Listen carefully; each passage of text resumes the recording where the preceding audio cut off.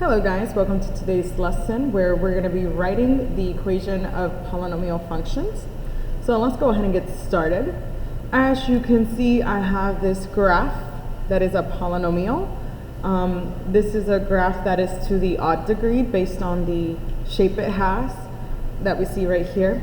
So let's go ahead and attempt to write an equation for this function. Let's start with finding our zeros. So we need to find our zeros. Let's recall that zeros are also called x-intercepts. So we're going to find the zeros or the x-intercepts of this graph. So my first one is x equals -4. The next one is x equals -2. And the next one is x equals 1. All right. So now that I have my 3 zeros, I can find my factors. My factors for this is going to be, so sometimes students don't understand what the factors are or how I get them. Well, let's think about this. If we have x equals -4, to find the zeros, normally the factor itself is equal to 0. So what you can think of it is kind of working backwards, which is not something we typically do in math, but it's kind of like x plus 4 equals 0 is what gave us -4. That's what gave us -4. So what's my factor in this case? My factor is x plus 4 if my x is -4. And same thing with the next one. This says x equals -2. So if you were to work backwards, which is something we typically don't do, that would give me x plus 2 gave me 0. And then I'm going to work backwards again on that third one. -1, -1. Again, I know the working backwards part is a little confusing, so it's x minus 1 equals 0. So what are your factors? Your factors are x plus 4, x plus 2, and x minus 1. That is what gave us this polynomial, which I'm going to call p of x. So I'm going to call it polynomial p of x. And now we just have to multiply. It doesn't matter which ones you multiply first.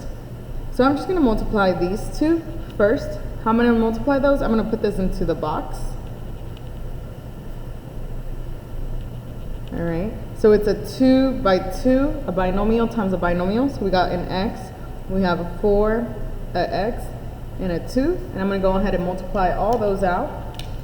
That's going to give me x squared, 4x, 2x, and 8. And then here we just have to add these, which give me 6x because those are like terms. So my answer is x squared plus 6x plus 8. And remember, that's only these two multiplied. That's what this is. I still have to multiply this one. I still have to multiply this one. So I'm going to carry it down. X minus 1 equals p of x. And now I have to multiply these two. That one's going to be a little bit longer because I have a 3 by 2. So I'm going to draw a box this way. I just prefer drawing it this way. It doesn't really matter. So I'm going to put the x minus 1 here. And then I'm going to have 3 columns for my x squared, my positive 6x, and my positive 8. And I'm going to multiply this. So in this box, we're going to have x squared times x, which is x to the third. In this box, we're going to have 6x times x, which is 6x squared. In this one, we're going to have 8 times x, 8x. We're going to have negative 1x times x squared, negative 6x, and negative 8. All right. And now here we got to see which ones combine. The x to the third does not have another one that combines. Negative x to the second can combine with the 6x squared, which equals 5x squared, because I'm adding them. Then I have negative 6x and positive 8x, which equals 2x. And now I'm just going to go ahead and put it all together. I have x to the third. I have 5x squared. Notice I'm putting it in standard form with the highest exponent first to the lowest. It's just a math thing that we like to do just to keep order. So we got the 5x squared, the 2x, and then we have the -8. Now, this is kind of like an approximation of our function up here. It's not exactly the correct answer. Kind of think about why it might not be the right answer. Well, if you look at this one has a -8 here and tells us that our y-intercept is -8. It tells us that our y-intercept is -8. But if you look at our graph, the y-intercept happens to be right here, which is not -8. This is our y-intercept. So what does that imply? What does that imply? It implies that there is something missing, which is a GCF. So really, our answer is P of X equals, we don't know what that number is, so I'm going to use the letter, I'm going to just go with A.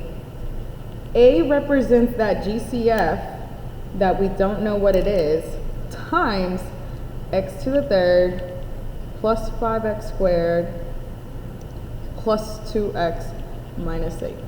So really, there's a GCF that you would distribute to all of these that would give us the y-intercept we need up here. That would give us that y-intercept. But we don't know what it is because I don't know exactly what that y-intercept is. So this is only an approximation of what the graph for this function is. And how are we going to put that into an approximation? We're going to put the letter A. All right, guys, go ahead and watch my second video for the second example.